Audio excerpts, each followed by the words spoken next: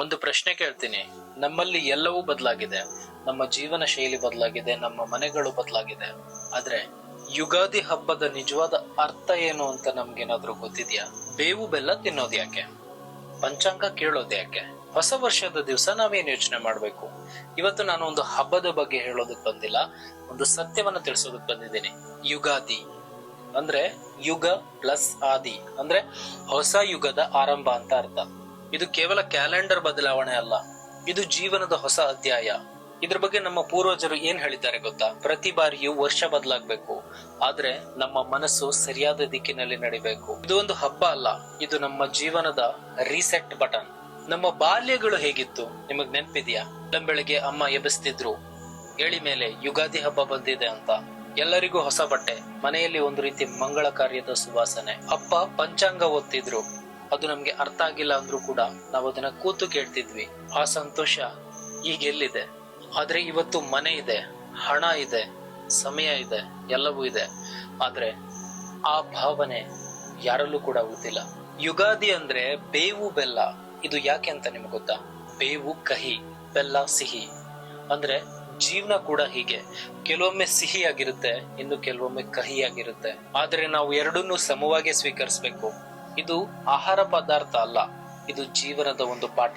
ಹಳೆ ಕಾಲದಲ್ಲಿ ಜನ ಕಮ್ಮಿ ಇರ್ತಿದ್ರು, ಸಂತೋಷ ಜಾಸ್ತಿ ಇರ್ತಾ ಇತ್ತು. ಆದ್ರೆ ಇವತ್ತು ಎಲ್ಲವೂ ಇದೆ, ಆದ್ರೆ ಮನಸ್ಸುಗಳು ಖಾಲಿ ಇದೆ. ನಾವು ಹಬ್ಬದ ಅರ್ಥವನ್ನ ಮರೆತಿದ್ದೇವೆ. ಹಬ್ಬ ಅಂದ್ರೆ ರಜೆ ಅಲ್ಲ, ಹಬ್ಬ ಅಂದ್ರೆ ಅದು ಮನಸ್ಸಿನ ಹಬ್ಬ. ಈ ಯುಗಾದಿಯಲ್ಲಿ ನೀವೊಂದು ನಿರ್ಧಾರ ಮಾಡಿ. ಯಾರಾದ್ರೂ ತಪ್ಪು ಮಾಡಿದ್ರೆ ಅವ್ರನ್ನ ಕ್ಷಮಿಸಿ. ಹೊಸ ಕನಸಿನ ಬಗ್ಗೆ ಆಲೋಚನೆ ಮಾಡಿ. ಆದಷ್ಟು ನಿಮ್ಮ ಕುಟುಂಬದ ಜೊತೆಗೆ ಸಮಯವನ್ನ ಕಳೀರಿ. ಹಬ್ಬದ ದಿವಸ ಹೊಸ ಬಟ್ಟೆ ಹಾಕೋದು ಮುಖ್ಯ ಅಲ್ಲ, ಹೊಸ ಮನಸ್ಸನ್ನ ಮಾಡೋದು ಮುಖ್ಯ. ನಾವು ಕನ್ನಡಿಗರು, ನಮ್ಮ ನಾಡಿಗೆ ತನ್ನದೇ ಆದಂತ ಸಂಸ್ಕೃತಿ ಇದೆ. ಯುಗಾದಿ ಹಬ್ಬ ಕೇವಲ ಒಂದು ದಿನದ ಹಬ್ಬ ಅಲ್ಲ, ಇದು ನಮ್ಮ ಗುರುತು. ಇದನ್ನ ನಾವು ಕಾಪಾಡಬೇಕು, ಹಾಗೆ ಮುಂದಿನ ಪೀಳಿಗೆಗೂ ಕೂಡ ಇದನ್ನ ಉಳಿಸಿಕೊಡ್ಬೇಕು. ಈ ಯುಗಾದಿಯಲ್ಲಿ ನೀವು ಒಂದು ಕೆಲಸ ಮಾಡಿ, ನಿಮ್ಮ ತಾಯಿಯ ಬಳಿ ಕೂತ್ಕೊಂಡು ಮಾತನಾಡಿ, ಅಪ್ಪನ ಜೊತೆಗೆ ಸಮಯವನ್ನ ಕಳೀರಿ. ನಿಮ್ಮ ಬಾಲ್ಯದ ದಿನಗಳನ್ನ ನೆನಪು ಮಾಡ್ಕೊಳ್ಳಿ. ಜೀವನ ತುಂಬಾ ಮುಂದೆ ಹೋಗಿದೆ. ಒಂದೊಂದ್ ದಿನ ಎಲ್ಲವೂ ಬರೀ ನೆನಪುಗಳಾಗಿ ಮಾತ್ರ ಉಳಿದು ಬಿಡುತ್ತೆ.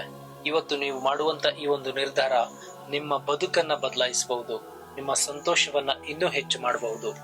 ಮೊಬೈಲ್ ನಲ್ಲಿ ಕಾಲ ಕಳೆಯೋದಕ್ಕಿಂತ ಮೊಬೈಲ್ ಅನ್ನ ಪಕ್ಕಕ್ಕಿಟ್ಟು ಕುಟುಂಬದವರ ಜೊತೆಗೆ ಬೆರೆಯೋದನ್ನ ಅಭ್ಯಾಸ ಮಾಡ್ಕೊಳ್ಳಿ. ಈ ಯುಗಾದಿ ನಿಮ್ಮೆಲ್ಲರ ಬದುಕಲ್ಲಿ ಸಂತೋಷವನ್ನ ತಂದುಕೊಡ್ಲಿ. ಈ ಯುಗಾದಿ ಈ ವರ್ಷ ಗುರುವಾರನೇ ಪ್ರಾರಂಭ ಆಗಿರೋದ್ರಿಂದ ಶ್ರೀ ಗುರು ರಾಘವೇಂದ್ರ ಸ್ವಾಮಿಗಳ ಆಶೀರ್ವಾದ ಎಲ್ಲರ ಮೇಲೂ ಸಂಪೂರ್ಣವಾಗಿ ಇರಲಿ. ನೀವು ಆದಷ್ಟು ನಿಮ್ಮ ಕುಟುಂಬದ ಜೊತೆಗೆ ಸಮಯವನ್ನ ಕಳೀರಿ, ನಿಮ್ಮ ತಂದೆ ತಾಯಿಯವರ ಜೊತೆಗೆ ಸಮಯವನ್ನ ಕಳೀರಿ. ಅದಲ್ಲದೆ ನಿಮ್ಮ ಬಾಲ್ಯವನ್ನ ನೆನಪು ಮಾಡ್ಕೊಳ್ಳಿ. ತಾಯಿಯ ಬಳಿ ಆಕೆಗೆ ಆದಷ್ಟು ಸಹಾಯ ಮಾಡಿ. ತಂದೆಯ ಜೊತೆಗೆ ಕಾಲ ಕಳೀರಿ. ಕುಟುಂಬದ ಎಲ್ಲ ಸದಸ್ಯರ ಜೊತೆಗೆ ಸಂತೋಷದಿಂದ ಇರಿ. ಮನೆ ಮುಂದೆ ರಂಗೋಲಿ ಹಾಕಿ, ದೇವಸ್ಥಾನಗಳಿಗೆ ಹೋಗಿ, ಸ್ನೇಹಿತರ ಜೊತೆಗೆ ಕಾಲ ಕಳೆಯಿರಿ. ಕುಟುಂಬದವರ ಜೊತೆಗೆ ಆದಷ್ಟು ಸಮಯವನ್ನ ಕಳೆಯಿರಿ. ಬಾಲ್ಯದ ಆ ನೆನಪುಗಳು ಮತ್ತೆ ಮರುಕಳಿಸ್ಲಿ. ಈ ಹಬ್ಬದಲ್ಲಿ ಎಲ್ರ ಜೊತೆಗೂ ಸೇರಿ ನಾವು ಕೂಡ ಚಿಕ್ಕ ಮಕ್ಕಳಾಗಿ ಹಬ್ಬವನ್ನ ಆಚರಿಸೋಣ. ಈ ಯುಗಾದಿ ಪ್ರತಿಯೊಬ್ಬರ ಜೀವನದಲ್ಲೂ ಒಂದು ಹೊಸ ಆರಂಭವನ್ನ ತಂದುಕೊಡ್ಲಿ. ಈ ವರ್ಷ ನೀವು ಅಂದುಕೊಂಡ ಎಲ್ಲ ಕೆಲಸಗಳು ಸಕ್ಸಸ್ ಆಗ್ಲಿ. ಹೊಸದೇನಾದ್ರೂ ಪ್ರಾರಂಭ ಮಾಡ್ಬೇಕು ಅಂತ ಇದ್ರೆ ಈ ಯುಗಾದಿಯಿಂದನೇ ಪ್ರಾರಂಭ ಮಾಡಿ. ಸತ್ಯ ಸಂದರ್ಶನ, ಇದು ಸಾಧಕರ ವೇದಿಕೆ. ಈ ನಮ್ಮ ಚಾನಲ್ಗೆ ಸಬ್ಸ್ಕ್ರೈಬ್ ಮಾಡಿ. ಸಾಧಕರನ್ನ ಪರಿಚಯಿಸುವಂತಹ ಈ ಒಂದು ನಮ್ಮ ಪ್ರಯತ್ನಕ್ಕೆ ನಿಮ್ಮ ಬೆಂಬಲ ಯಾವತ್ತೂ ಕೂಡ ಬೇಕು. ಕರ್ನಾಟಕದಲ್ಲಿ ಕನ್ನಡಿಗರು ಒಳ್ಳೆ ಕೆಲಸ ಮಾಡಿದ್ರೆ ಯಾವತ್ತೂ ಕೈ ಹಿಡಿತಾರೆ ಅಂತ ತುಂಬಾ ಚೆನ್ನಾಗಿ ಗೊತ್ತಿದೆ. ಎಷ್ಟೋ ಜನರಿಗೆ ಬದುಕನ್ನ ರೂಪಿಸಿಕೊಟ್ಟಂತಹ ಕನ್ನಡಿಗರು ಒಳ್ಳೆ ಕೆಲಸ ಮಾಡಿದಾಗ ಯಾವತ್ತೂ ಯಾರಿಗೂ ಕೂಡ ಕೈ ಬಿಟ್ಟಿಲ್ಲ. ಎಲೆಮರೆಕಾಯಿಯಂತೆ ಎಲ್ಲೋ ದೂರದಲ್ಲಿರುವಂತಹ ಕಲಾವಿದರಾಗಿರಬಹುದು ಅಥವಾ ಸಾಧಕರಾಗಿರಬಹುದು, ಸಮಾಜಕ್ಕೆ ಪರಿಚಯನೇ ಇರೋದಿಲ್ಲ, ಅಂತವರು ಕೂಡ ಸಾಧನೆ ಮಾಡ್ತಿರ್ತಾರೆ. ಅಂತಹ ವ್ಯಕ್ತಿಗಳನ್ನ ಪರಿಚಯಿಸಿ ಅವರಿಗೂ ಕೂಡ ಒಂದು ಗೌರವವನ್ನ ಸಲ್ಲಿಸಬೇಕು ಅನ್ನೋದು ಈ ನಮ್ಮ ಚಾನಲ್ನ ಉದ್ದೇಶ. ಅದೇ ಕೆಲಸವನ್ನ ನಾವು ಮಾಡ್ತಾ ಇದ್ದೀವಿ, ಸಂದರ್ಶನಗಳನ್ನ ಮಾಡ್ತಾ ಇದ್ದೀವಿ. ನಿಮ್ಮಲ್ಲಿ ಕೇಳೋದು ಒಂದೇ ಒಂದು, ದಯವಿಟ್ಟು ಸಬ್ಸ್ಕ್ರೈಬ್ ಮಾಡಿ, ವಿಡಿಯೋನ ನೋಡಿ. ಒಳ್ಳೆ ಕೆಲಸ ಮಾಡಿದ್ರೆ ಕನ್ನಡಿಗರು ಯಾವತ್ತೂ ಕೈ ಬಿಟ್ಟಿಲ್ಲ ಅಂತ ನಮ್ಗೆ ತುಂಬಾ ಚೆನ್ನಾಗಿ ಗೊತ್ತು. ಸಾಧಕರನ್ನ ಪರಿಚಯಿಸುವಂತಹ ಸತ್ಯ ಸಂದರ್ಶನ ಇದು. ಇದಕ್ಕೆ ಕನ್ನಡಿಗರು ಬೆಂಬಲ ಕೊಡ್ತಾರೆ ಅಂತ ನನಗೆ ಗೊತ್ತು. ದಯವಿಟ್ಟು ಸಬ್ಸ್ಕ್ರೈಬ್ ಮಾಡಿ, ನಮ್ಗೆ ಸಪೋರ್ಟ್ ಮಾಡಿ. ಸಾಧಕರನ್ನ ಪರಿಚಯಿಸುವಂತ ಈ ಒಂದು ವೇದಿಕೆಯಲ್ಲಿ ನೀವು ಕೂಡ ಕೈ ಜೋಡಿಸಿ ನೂರಾರು ಸಾಧಕರನ್ನ ನಮ್ಮ ಮಾಧ್ಯಮದ ಮುಖಾಂತರ ಅವರಿಗೊಂದು ಗೌರವವನ್ನ ಸಲ್ಲಿಸೋಣ ಅಂತ ಈ ಮೂಲಕ ಕೇಳ್ಕೊಂತೀನಿ.